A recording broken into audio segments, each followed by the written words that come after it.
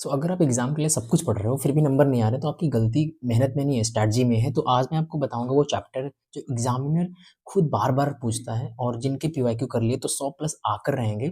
सो बिना time waste के video को स्टार्ट करते हैं। सबसे पहले मैं बताऊँ कि जो एग्ज़ाम में जो क्वेश्चन्स आते हैं ना, वो पूरे सिलेबस से नहीं आते हैं, वो एग्ज़ाम के ट्रेंड्स को देख के आते हैं। जो लास्ट ईयर का ट्रेंड था, उससे आपको पता लगता है कि किस टाइप के क्वेश्चन्स आते हैं। थोड़े हैवी क्वेश्चन्स नहीं आते, बहुत नॉर्मल क्वेश्चन्स आते हैं। तो आपको पता है कि एवरी ईयर में जो कुछ चैप्टर्स होते हैं ना, उनसे 60 से 70% क्वेश्चंस क्या होते हैं, वो रिपीट होते हैं।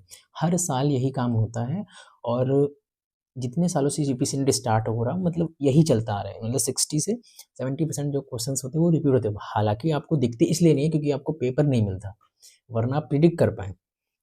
सबसे पहले जो मैं बात बताऊँ, जो बायो है वो it is very high scoring chapters and bio में सबसे पहले मैं बात करूँगा ह्यूमन फिजियो की। ह्यूमन फिजियो में सबसे पहले मैं बात करूँ जो डाइजेस्टिव सिस्टम्स होता है। ह्यूमन फिजियो में जो डाइजेस्टिव सिस्टम्स होता है उसमें से क्वेश्चंस बहुत आते हैं। लाइक आपसे पूछता है कि पेप्सिन बताओ और पेप्सिन का काम क्या होता है? उसमें से कुछ आपसे बाइल जूस वगैरह पूछ लेता है, तो ये सारी चीज़ें पूछता है। एंड रेस्पिरेटरी सिस्टम्स जैसे आपसे पूछेगा, इससे से क्वेश्चंस आता है। लाइक आपसे पूछ लेगा कि ऑक्सीजन का ट्रांसपोर्ट बताओ, है ना? एंड लंग्स कैपेसिटी बताओ, तो ये सारी चीज़ें इससे पूछता है। देन सर्कुलेटरी सिस्टम की बात करूँ तो सर्कुलेटरी सिस्टम में आपसे heart chambers like BP and कुछ disorder like angina pectoris and CAD वगैरह-वगैरह, तो ये मतलब एथेरोस्क्लेरोसिस, इस्कीमिया, तो इससे डिसऑर्डर पूछता है कि क्या हो जाता है, जैसे कि हाइपोक्सिया पूछ लिया, तो हाइपोक्सिया में क्या होता है वो आपको पता होना चाहिए। लाइक एक्सक्रीटरी ऑर्गन जो होता है वो एक्सक्रीट कैसे करता है ना? कैसा सिस्टम होता है, तो ये सारी चीज़ें आपसे पूछता है। लाइक नर्वस सिस्टम की बात करें तो नेफ्रॉन की स्ट्रक्चर क्या होती है? नेफ्रॉन के स्ट्रक्चर नहीं, नेफ्रॉन के स्ट्रक्चर में क्या-क्या होता है, उस स्ट्रक्चर से क्वेश्चंस बना के आपसे पूछ लेता है। एंड मैं गारंटी कर रहा हूँ, अगर ये चैप्टर से आप पीओक्यू लगा दो तो हर साल पेपर में रिपीट होते हैं और एक बार इनको आप लगाएँगे तो मैं गारंटी कर रहा हूँ आपके 100 प्लस क्वेश्चंस सॉल्व होंगे और 100 प्लस नंबर भी आकर रहेंगे। लेकिन नर्वस सिस्टम की बात करें तो मैंने वो बताया, एंडोक्राइन सिस्टम में जैसे आपसे पूछ लेगा हार्मोन्स के बारे में, तो ये सारी चीज़ें पूछता है।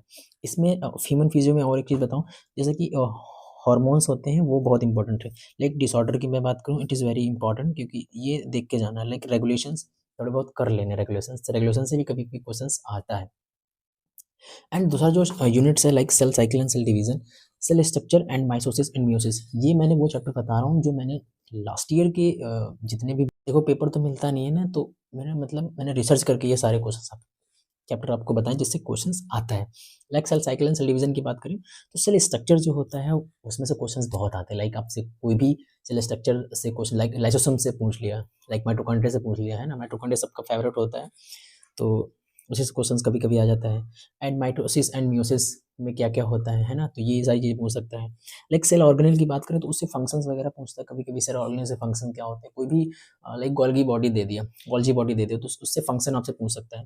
लाइक रिप्रोडक्शन की बात करें तो ह्यूमन रिप्रोडक्शन में लाइक फर्टिलाइजेशंस हैं एंड मेल रिप्रोडक्टिव सिस्टम्स में जो ग्लैंड्स होती हैं, जो हार्मोन्स होते हैं, जो कीटोन्स बॉडी में होता है, वो क्वेश्चन सबसे पूछ सकता है। लाइक एमसीक्यू जो फेजेस होती हैं, वो भी कभी-कभी उससे क्वेश्चंस फ्रेम करता है। लाइक गैमेटोजेनेसिस की बात करें तो गैमेटोजेनेसिस से भी क्वेश्चंस हर बार आता है, तो इस साल भी आने के चांसेस हैं। लाइक प्रेगनेंसी पीरियड की बात करें तो प्रेगनेंसी पीरियड ऑलमोस्ट मैं देखूँ तो 2 से 3 साल में क्वेश्चंस हर बार आता है, तो ये आपको स्किप नहीं करना। Don't skip this chapters and don't skip this topics if you will. बहुत हैवी ये जो यूनिट्स मैं बता रहा हूँ, इनसे बहुत ज़्यादा क्वेश्चंस आए हैं।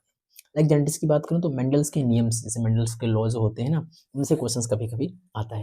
लाइक ब्लड ग्रुप की बात करें तो ब्लड ग्रुप आपसे दे सकता है कि जिसमें आपसे ये पूछ सकता है कि बताओ इम्यून सिस्टम के लिए ब्लड ग्रुप कौन-सा रिस्पॉन्सिबल होता है।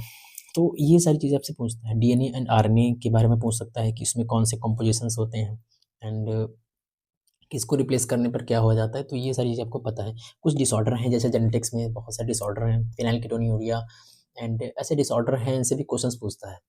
तो जेनेटिक्स में इतना ही पूछता है, ज़्यादा आपसे हाई नहीं पूछेगा। देखो ये कोई नीट लेवल का एग्ज़ाम नहीं जिसमें आपसे असर्शन रीज़न टाइप्स क्वेश्चन पूछे एंड कोई हाई क्वालिटी के क्वेश्चंस पूछे, तो ये इसमें नहीं, सीधा सवाल और सटीक जवाब तुमको देना होता है। नहीं, केमिस्ट्री की बात करूँ तो जैसे एटॉमिक स्ट्रक्चर है, एटॉमिक स्ट्रक्चर से रदरफोर्ड के मॉडल्स हैं, उनमें क्या हुआ, क्या नहीं हुआ, थॉमसन का मॉडल्स है, कुछ एग्ज़ाम्पल्स होते हैं, वो भी आपसे कुछ एग्ज़ाम्पल्स में हैं, जैसे कि फ़ॉर्मूला लगा दिया, तो उससे ये क्वेश्चंस जनरेट करता है। एक केमिकल बॉन्डिंग्स की बात करें तो इसमें बॉन्ड्स आपसे पूछ सकता है कि बताओ भाई आइसोवेलेंट बॉन्ड्स किसमें बनता है, कोऑर्डिनेशन बॉन्ड किसमें बनता है एंड कोवेलेंट बॉन्ड किसमें बनता है एंड उसके एग्जांपल्स बताओ and diamagnetism and paramagnetism and hydrogen bond से भी क्वेश्चंस आते हैं, केमिकल बॉन्डिंग से। Like acid base and salt की बात करें तो सिर्फ और सिर्फ इसमें पीएच स्केल से क्वेश्चंस आता है, कॉमन सॉल्ट कभी-कभी पूछ लेता है। एंड सॉल्यूशन की बात करें तो आप अगर एक बार फार्मूला सारे लिख लेते हैं, दैट्स व्हाई आपको बहुत ईज़िली गो थ्रू हो जाएँगे सॉल्यूशन चैप्टर को लेकर। लाइक इलेक्ट्रोकेमिस्ट्री की बात करें, it is very easy subject if you will learn that subject, that's why आपको हर एक फ़ॉर्मूला ईज़िली प्रिपेयर होगा एंड हर एक फ़ॉर्मूला को आप ईज़िली गो थ्रू हो जाएँगे, उससे लगा पाएँगे क्योंकि इसमें सारे फ़ॉर्मूले का ही खेल है। जैसे कि नस्ट इक्वेशन की बात करें, तो वो फ़ॉर्मूलेस वगैरह होते हैं। कभी-कभी आपसे इलेक्ट्रोकेमिकल सीरीज़ क्वेश्चन्स पूछ सकता है ना। केमिकल्स की बायोमोलिक्यूल्स की बात करें तो लाइक कार्बोहाइड्रेट्स हैं, प्रोटीन्स हैं एंड विटामिन से क्वेश्चन्स कभी-कभी पूछता है। लाइक इसी और आगे मैं देखूँ तो पीरियोडिक टेबल में कभी-कभी आपसे ट्रेंड्स पूछ सकता है। पीरियोडिक ट्रेंड्स हैं कि लेफ्ट टू राइट जाने में क्या होता है एंड कभी-कभी आपसे ये पूछता है कि इसका कलर कैसा होगा एंड एलिमेंट्स के आयो कॉन्फ़िगरेशन आपसे कभी-कभी पूछ सकता है। लाइक मैं जीओसी की बात करूँ तो हाइड्रोकार्बन चैप्टर बहुत ही अच्छा चैप्टर है और बहुत ही स्कोरिंग चैप्टर है क्योंकि इससे मैं 3-4 साल मैंने अगर रिसर्च किया तो 3-4 साल पेपर में हर साल क्वेश्चन्स आया हाइड्रोकार्बन से, पहले एक ही क्वेश्चन्स आया, बहुत ईज़ी क्वेश्चन्स आता है। एंड हेलोल्किल में जितनी भी देखो जीओसी है मैंने बता रखा है कि आप नेम रिएक्शंस पहले करें एंड फिर उसके बाद रिएजेंट कर लें, फिर उसके बाद थोड़ी बहुत प्रैक्टिस कर लें तो आपका ईज़िली हो सकता है। सो मैंने एक वीडियो में मैंने चैप्टर बता रखे हैं, मैं वो वीडियो डिस्क्रिप्शन में दे दूँगा, वो पहले आप देख लेना कि कौन-सा चैप्टर कैसे क्या है, तो उससे आपको ईज़िली ये वीडियो समझ में आएगी। लाइक अमीन्स की बात करूँ तो अमीन से भी कभी-कभी क्वेश्चन्स आते हैं, लाइक कोई भी रिएक्शन दे दिया तो उससे आपको अ, कभी-कभी रिएक्शंस में रीज़न पूछ लेगा कि कौन-सा रीज़न कहाँ पर उपयोग होगा।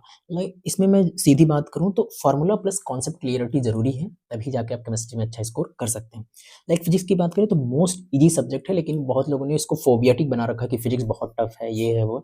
इतना टफ़ नहीं है, अगर आप अच्छे से करेंगे दैट्स व्हाई आप अच्छा कर जाएँगे। लाइक चैप्टर नंबर 1 की बात करें तो unit and measurement, it is very scoring chapter and if you will this chapter तो आपके 2 मार्क्स तो पक्के हैं। एंड 1D एंड 2D देखो इसमें से सीधे एंड फॉरवर्ड क्वेश्चंस आते हैं, बिल्कुल फ्रंट क्वेश्चंस आते हैं, इसमें ना ही कोई हाई क्वेश्चंस नहीं आते। लाइक वर्क पावर एनर्जी, इसमें कभी-कभी आपसे पावर्स को लेकर एग्ज़ाम्पल देगा या न्यूमेरिकल देगा तो उससे क्वेश्चंस पूछ सकता है। करंट इलेक्ट्रिसिटी में सिर्फ डेरिवेशन से तुमको फॉर्मूला बनाना होगा कि कैसे क्या रहेगा। एंड मैग्नेटिज़्म की बात करें तो मैग्नेटिज़्म ही बहुत अच्छा चैप्टर है, क्योंकि इससे भी कभी-कभी क्वेश्चंस थ्योरी वाइज़ क्वेश्चंस आ सकते हैं। देखो फिजिक्स में थ्योरी पढ़ो लेकिन उससे ज़्यादा प्रैक्टिस करो उसकी। हीट एंड थर्मोडायनामिक्स में बात करूँ तो बहुत अच्छा चैप्टर है। एंड वेव्स की बात करूँ तो वेव से कभी-कभी ये क्वेश्चंस आता है एंड ऑप्टिक्स तो बहुत स्कोरिंग चैप्टर है एंड मॉडर्न फिजिक्स भी इसके साथ में आप एक बार उसको भी लगा लेना, उसमें भी क्वेश्चंस लगा लेना। तो मैंने जितने ये पीसीबी में मैंने बताया, तो ये सारे आपको चैप्टर करने हैं। एक मैं वीडियो प्लान कर रहा हूँ कि वो वीडियो आपको जल्द ही मैं बना कर दूँगा। मैं बताने वाला हूँ कि पीसीबी का लेवल क्या रहेगा इस साल पेपर में, क्योंकि हर साल पीसीबी का लेवल थोड़ा बहुत तो बढ़ता रहता है, तो इस साल क्या रहने वाला है वो मैं बताना हूँ। तो कुछ नहीं करना, आपको सिर्फ़ और सिर्फ़ प्रीवियस क्वेश्चन पेपर लगाने हैं एंड पूरी आपको फ़ॉर्मूला लिस्ट बनाओ और अपने स्टडी टेबल के सामने चिपकाओ और उसको करो। लाइक इंग्लिश ग्रामर की बात करूँ तो आपको डेली प्रैक्टिस करना है। इंग्लिश ग्रामर डेली प्रैक्टिस से आती है, ऐसे नहीं आती। लाइक टेंस की बात करूँ तो टेंस से हर बार क्वेश्चन्स आते हैं आपसे, टेंस में कुछ नहीं करेगा, वो हेल्पिंग वर्ब को इधर-उधर जनरेट करके देगा। Like subject and verb agreement, इसमें क्या होगा कि जो प्लूरल्स की बात करें तो एक्टिव एंड पैसिव वॉइस में भी हर साल एक क्वेश्चन्स आता है। अगर हम लोग आगे देखें तो नरेशन से हर साल एक क्वेश्चन आता है, तो इसमें के प्रीवियस क्वेश्चन पेपर आपको करके जाने हैं। एक प्रीपोजिशन से बहुत बार क्वेश्चंस आते हैं एंड आर्टिकल से भी बहुत बार क्वेश्चंस आते हैं। आर्टिकल से आपको सिंपल क्वेश्चन देगा, वो आपको करने होंगे। एंड होल वकैब, आपको देखो वकैब तो पढ़नी है, अगर आपको वकैब पढ़नी नहीं आती, अगर आप कमेंट में लिखेंगे कि how to read vocab, that's why मैं वीडियो उस पे प्लान कर दूँगा, मैं बना दूँगा। एंड प्रोनाउंस एंड कंजंक्शन आपको देख के जाना है, क्योंकि हर साल उस इससे क्वेश्चंस आते हैं। देखो देखो ये वो चैप्टर हैं जिनसे हर साल क्वेश्चंस आते हैं। अगर इनको आपने स्किप किया तो आपका लॉस ही होगा, अगर आप इनको कर लिया तो आप 100 प्लस मार्क्स ईज़िली स्कोर करेंगे, ये मैं लिख के दे रहा हूँ। लाइक नर्सिंग एप्टीट्यूड की बात करूँ तो फ्लोरेंस नाइटिंगेल की जो हिस्ट्री होती है, इससे क्वेश्चंस बहुत बार आते हैं।